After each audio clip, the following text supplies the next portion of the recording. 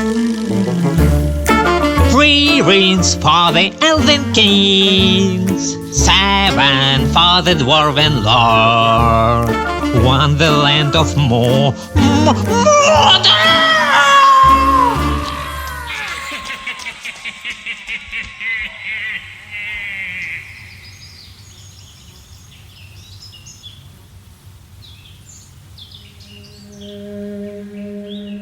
About a year ago, I built a gate in the forest that marks the entrance to the dwarven meadow, along with a stand displaying their mining tools. But what should come next? To me, the answer was obvious. Wherever dwarves live, there must be a mine. Of course, I probably won't be able to build a real working mine, but I can create something that makes people believe there is one here. A place where real dwarves might be working deep underground. And children should believe that dwarves truly exist, and there is still room for fairy tales in our lives. I decided to build it here, in a forgotten corner of the forest, surrounded by thickets of wild grapevines and among oaks, lindens and birch trees. Now, it's funny to look back at how I started this project. At the time, I thought I could finish everything in just a couple of weeks. But I began digging at the end of June and did not finish until November, when the first snow arrived.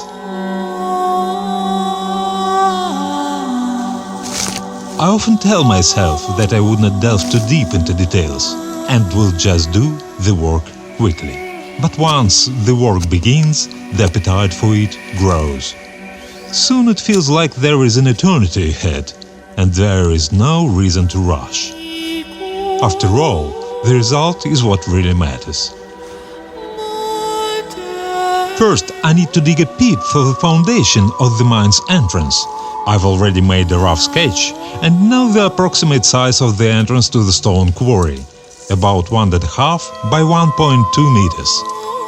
The foundation itself will be about 20 centimeters thick, but the pit needs to be deeper. Dwarves don't like to be seen too easily, so the mine entrance should remain almost unnoticed by people passing by. The digging goes fairly easily. After a thin layer of turf with the roots of bushes and plants, I quickly reach a layer of sand. This soil will still be useful to me later, so I won't move it too far away. Although, as it later turned out, for the hill I'm planning to build, I'll need much more sand and soil, and many days spent with a shovel and a wheelbarrow. All the work on the pit for the foundation took a few hours. Since the weather is quite hot today, I got tired and decided to take a short rest.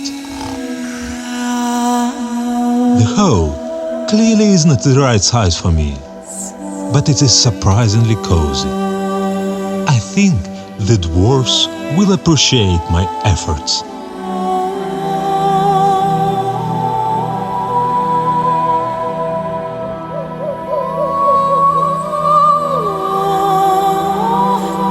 All right, that's enough romance.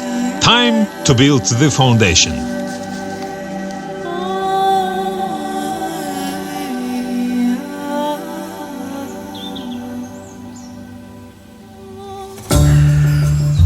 Don't get the wrong idea. I am not preparing lunch. I am cutting rebar so I can weld together a metal mesh that will form the base of the foundation. And now it's time to make a few sparks.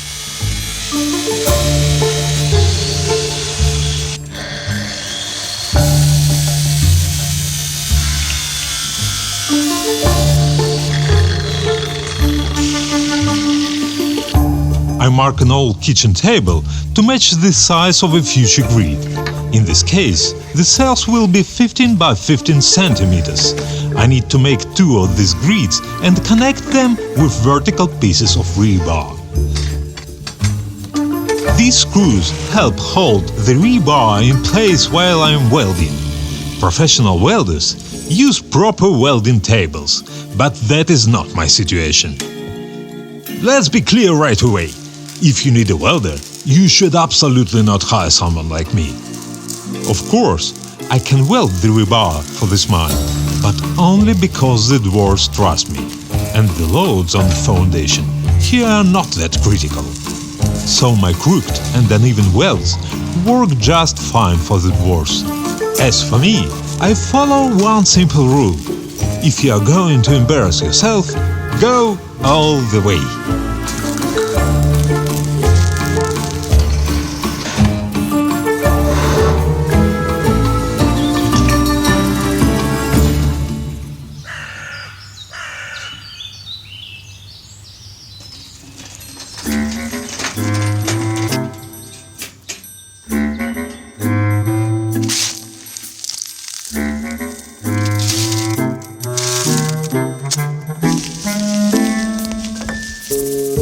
It's time to pour the foundation, but first I need to prepare a gravel base for it. I don't want cracks appearing in the bricks later.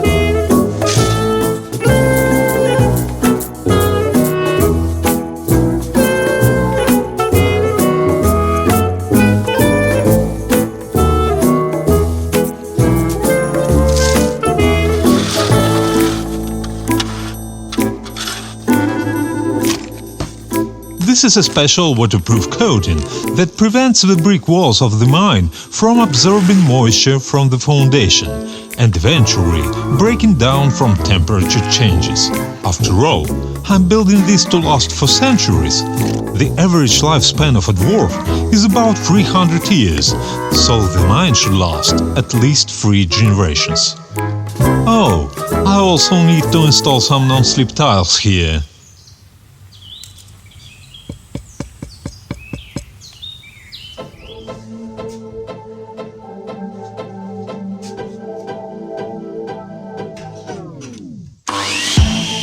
I start cutting the bricks. At this point, I still don't fully understand what the final result will look like. Most of it is being figured out along the way.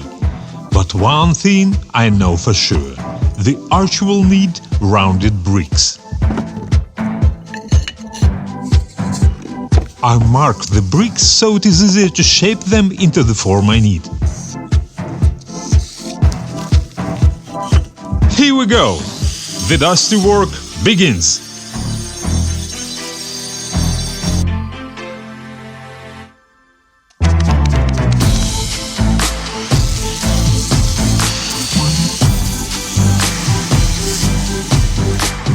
But this is still far from finished. Now some of the bricks need to be shaped like wedges, so they can fit properly into the curve of the arch. Unfortunately, my machine can't cut the full angled surface, so part of the wedge will have to be shaped by hand with a grinder.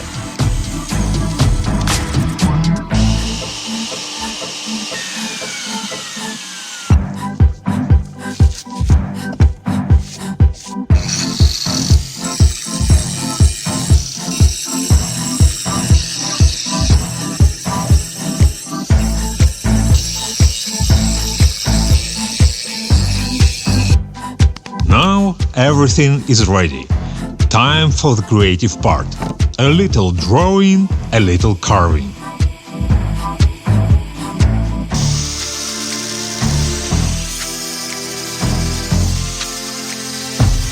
These bricks, with shapes that look like little bulbs or pomegranates, will go in the first row of the arch.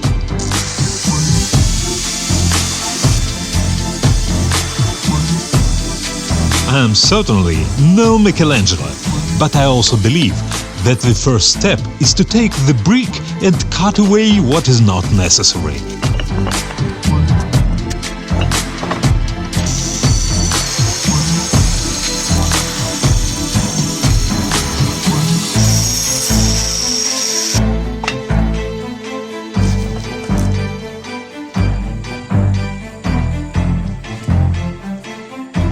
These are bricks for the third row of the arch. Honestly, I don't even know why I chose this exact pattern. It almost feels like someone is guiding my hands and saying, add more curls, more details, disappear into the depths of centuries. Perhaps it is the curse of Durin speaking inside of me.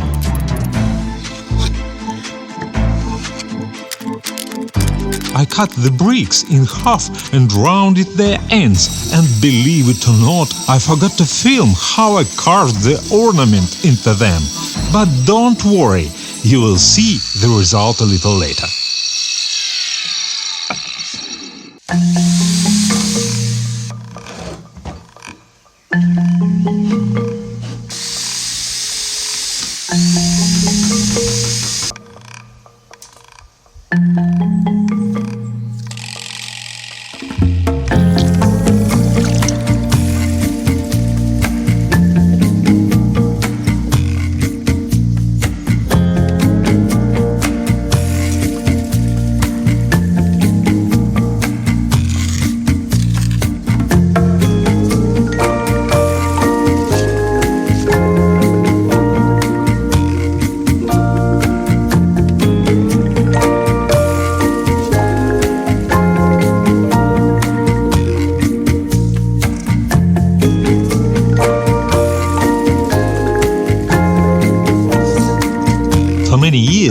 I didn't know what to do with these boards covered in old concrete mortar.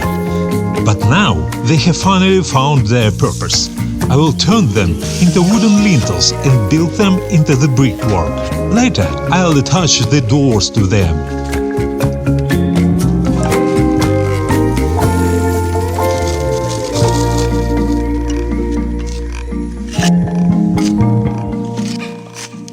Oh, that looks ugly, the masons might say, and they would probably be right.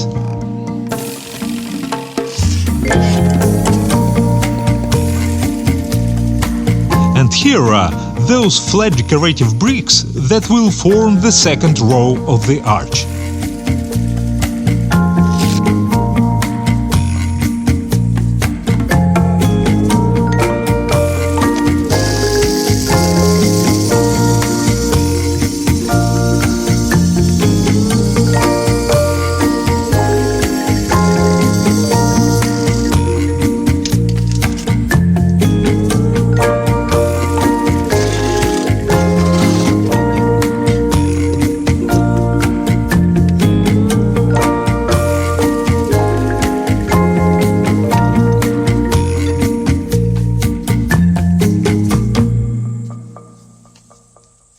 Three years ago, when I built my outdoor oven, I had to make 5 different templates for the arches.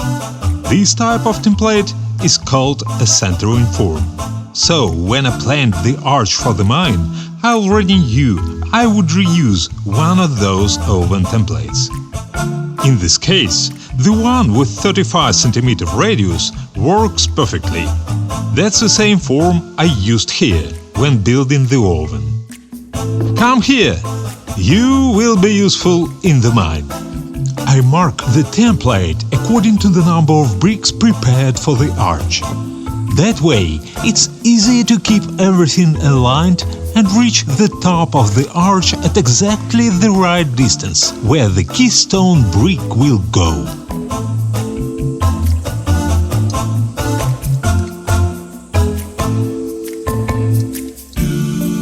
Oh, this is the most interesting part for me. The real challenge, the keystone. I want a grumpy dwarf carved on it. One awkward move and hours of work could be ruined.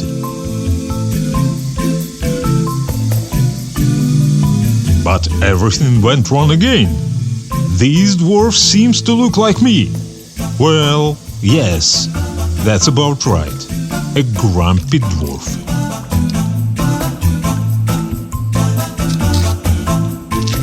Oh, wonderful!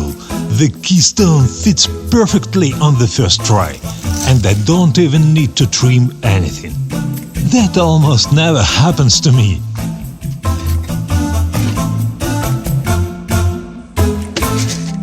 What a mess I've made! I'll clean everything up now and then apply my secret mixture.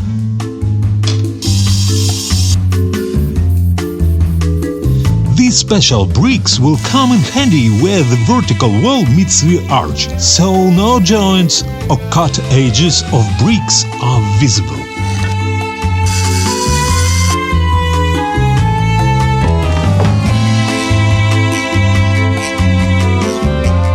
I looked into the eyes of my grumpy dwarf and realized something was missing, a proper, luxurious dwarf hairstyle.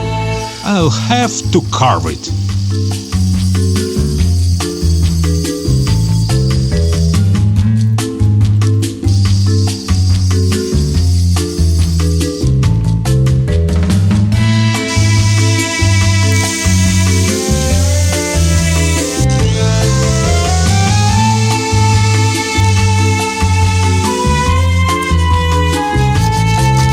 No, those aren't eyebrows. That is part of the hairstyle. I forgot about the bands. Looks like I'll have to sew a bit more.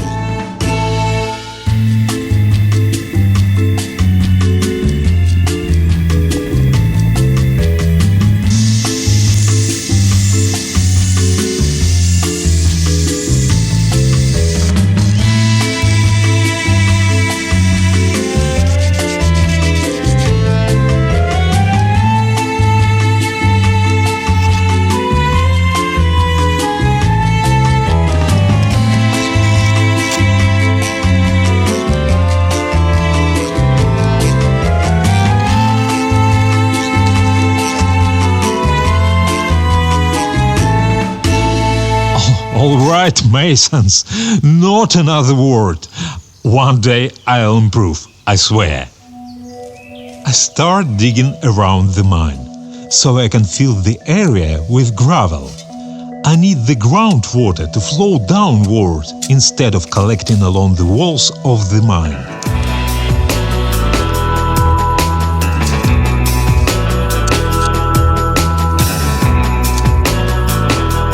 But first, I have to clean the bricks from the leftover cement. Take your time. I'm not gonna make you climb down. Digging deep down to turn out. You say I'm not your kind. Come on, you didn't think I would find out. Pick a side or fade out.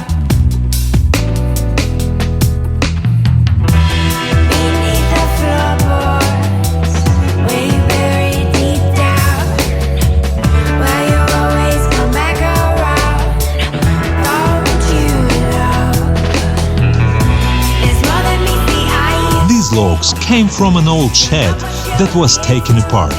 Now they are going to become the roof of the mine.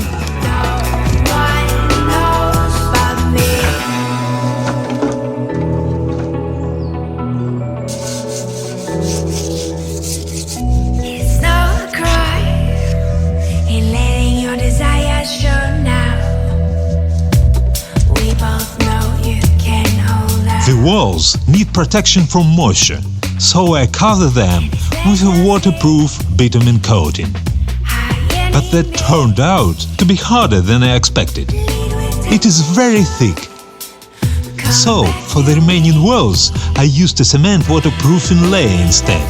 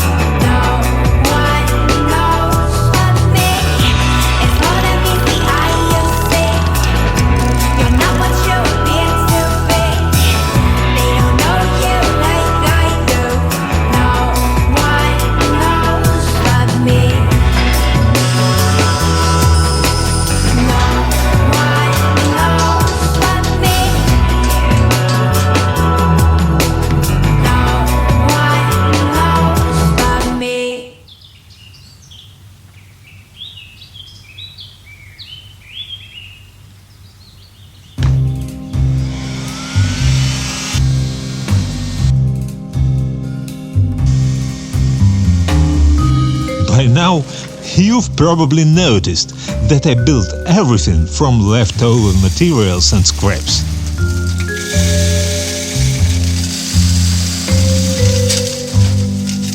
Now it's time for the long and patient work of creating the hill.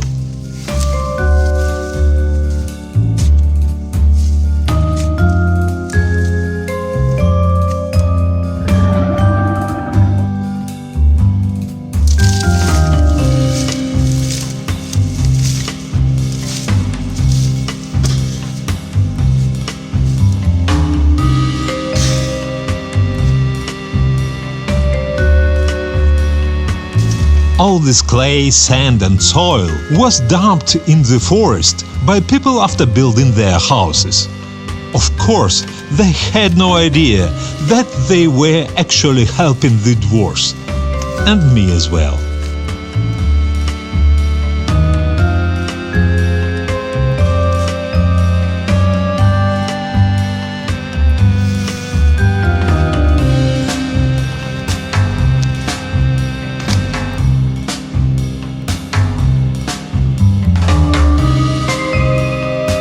I'm also running wires through a pipe, so I can charge the battery that will power things inside the mine.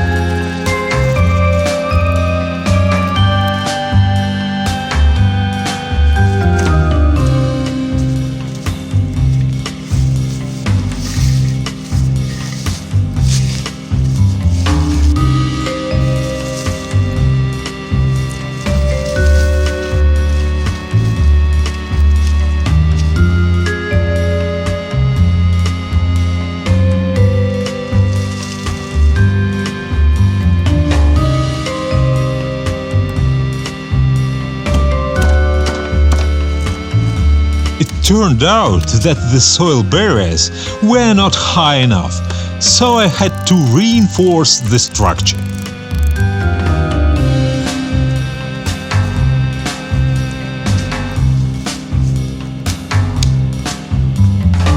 To keep the hill from sliding down and also for beauty, I decided to plant rye.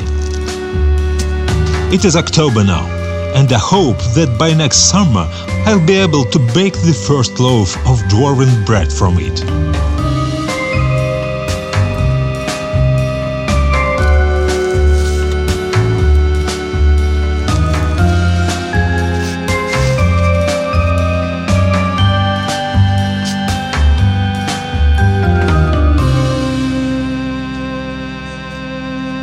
All right, dwarves, I am off to make the door.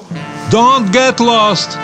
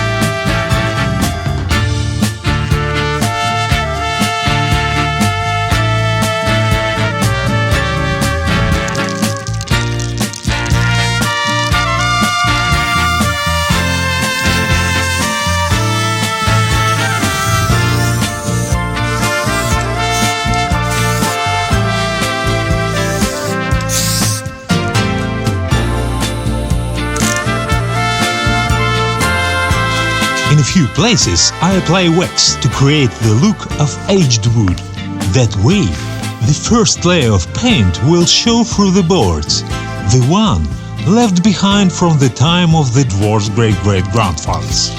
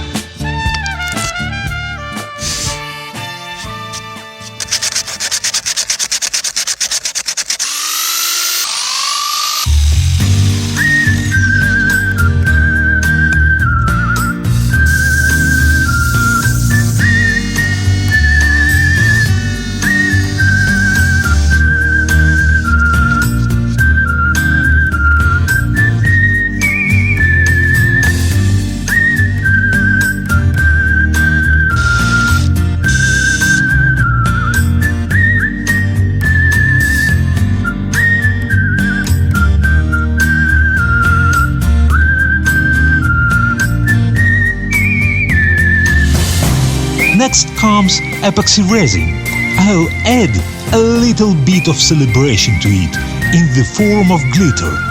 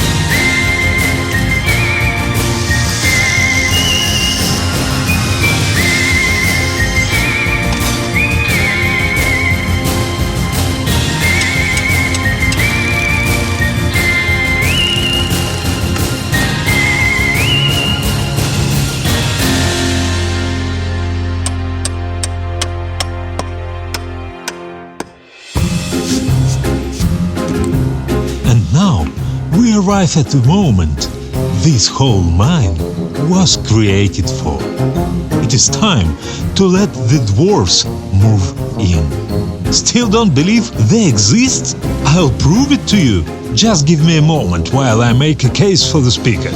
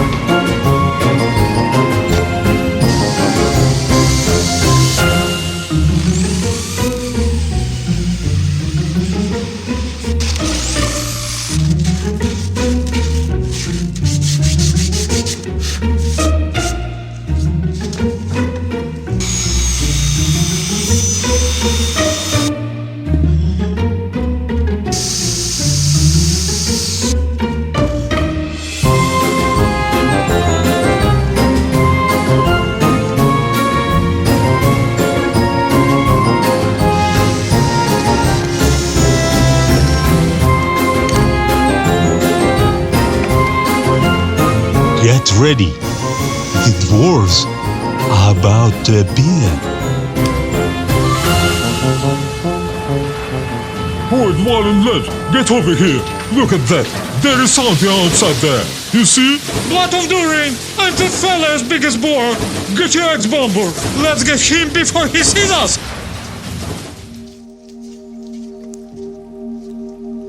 Wait, don't leave yet. There is more.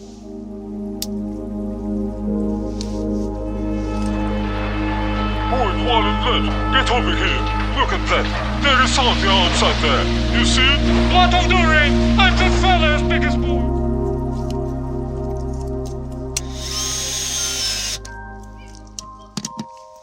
Something outside there.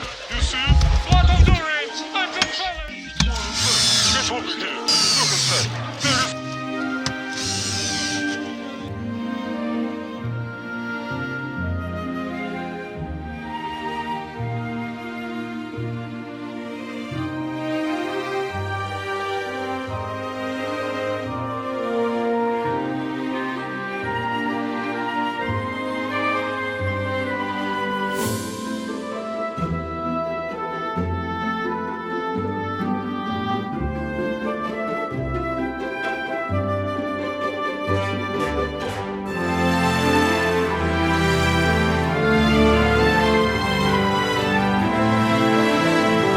The mine is finished. Next summer, I might add a small cart filled with stones, maybe some rails, or maybe you can suggest what else should be built. Everyone who comes to see this mine can complete the picture in their own imagination and dreams. The most important thing is to believe they do exist. And they're not really that grumpy after all.